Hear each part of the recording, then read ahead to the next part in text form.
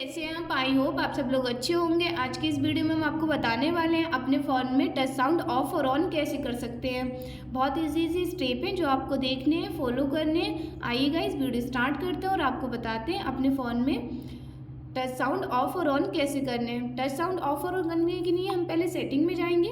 Setting में जाने के बाद हमें काफ़ी सारे ऑप्शन देखने को मिलेंगे। तो हमें एक ऑप्शन देखने को मिलेगा साउंड, हम इस पर क्लिक करेंगे। इस पर क्लिक करने के बाद हमें काफ़ी सारे ऑप्शन देखने को मिलेंगे। तो हमें एक ऑप्शन देखने को मिलेगा टच साउंड।